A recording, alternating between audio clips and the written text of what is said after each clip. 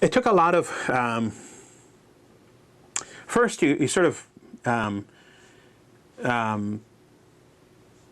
probably the biggest challenge is you have to validate the rationale for these kinds of classes has to be convincing.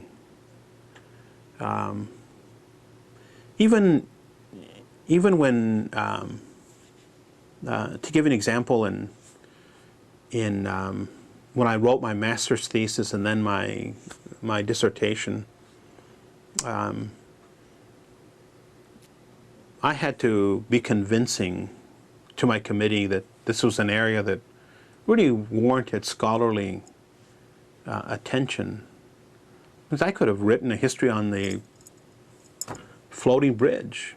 I suppose I could have, that could have qualified, or the history of Mount Rainier. I remember students had these kinds of topics, and here I am. I want to write on the history of Chicano people in Yakima County, and then on the Bracero program. Who had heard of the Bracero program? At the time, it's coming into focus now. But at the time, even the major U.S. historians had not given the Bracero program the attention it deserves. So why would we be writing on such an esoteric topic?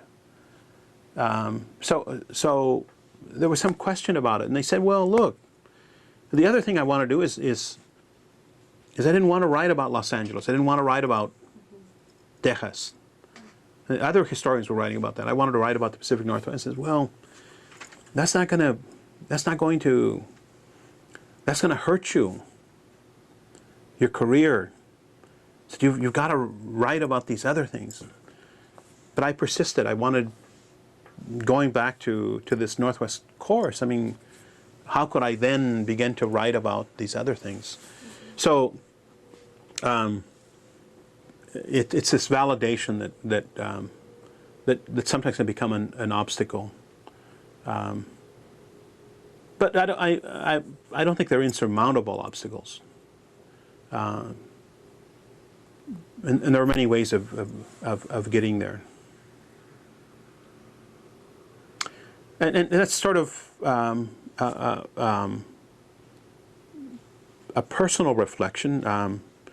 Remember that when these programs are set up, speaking just of Chicano Studies, there is no faculty already here that can teach these courses.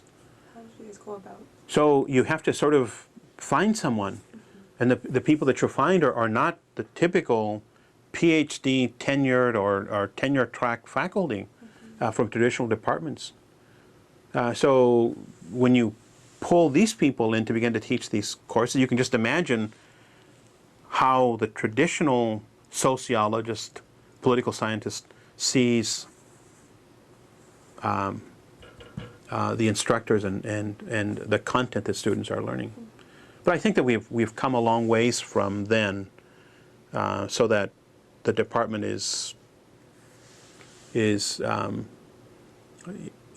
I expect that it's respected and accepted at the University of Washington. I believe that it is.